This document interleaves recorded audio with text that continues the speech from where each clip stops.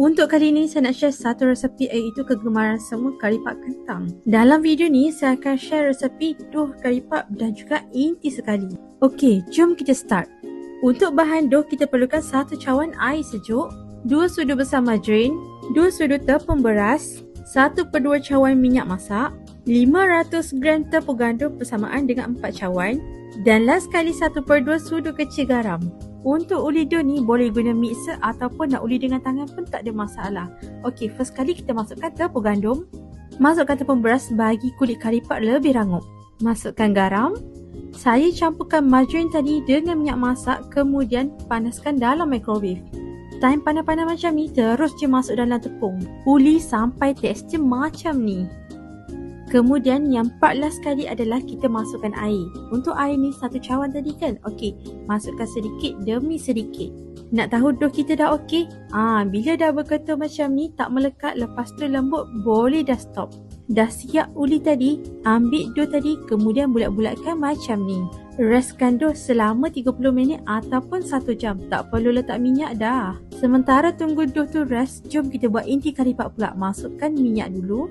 Dalam satu mangkuk ni saya blend cili bawang, bawang putih, bawang merah dan juga halia. Saya tumis bahan kisar ni sampai naik bau. Tak perlu sampai pecah minyak pun tak apa. Nak bangkitkan lagi aroma yang sedap, masukkan daun kari. Untuk buat inti karipak ni kita masukkan rempah juga tau, iaitu rempah gulai daripada Ucap Bunga Ros. Rempah ni juga memainkan peranan untuk membaikkan lagi aroma masakan kita. Saya bancuh dalam anggaran 2 sudu. Kemudian saya masukkan 2 sudu serbuk kari yang dibancuh. Saya masukkan juga isi ayam yang telah dipotong dadu. Kemudian masukkan kentang yang telah direbus.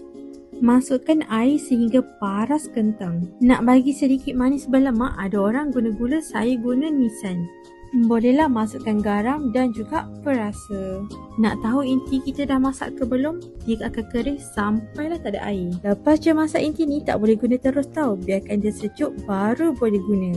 Dah settle part inti, jom kita balik kepada dough kita. Inilah hasil yang kita telah rest tadi. Lebih lembut dan cantik. Untuk buat kulit karipak ni saya tak ada timbang tau. Kalau nak timbang pun tak ada masalah. Boleh saja.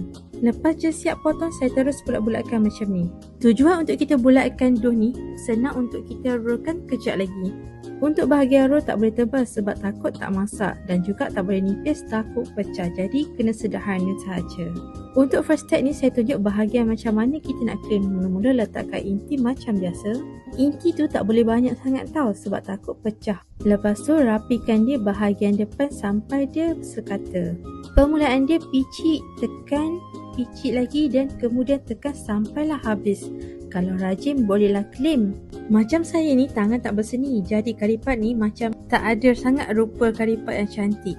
Dan inilah hasilnya yang saya claim tadi sampailah habis. Kalau tak nak claim dengan tangan, boleh je guna acuan untuk karipak macam ni.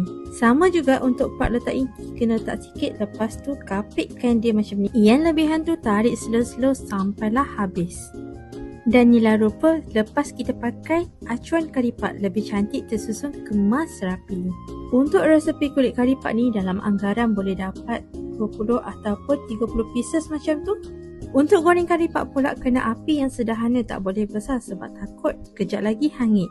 Masak sampai warna kulit karipak tu jadi golden dan keemasan macam ni. Dah pun siap kita punya karipak, bolehlah kita hidangkan.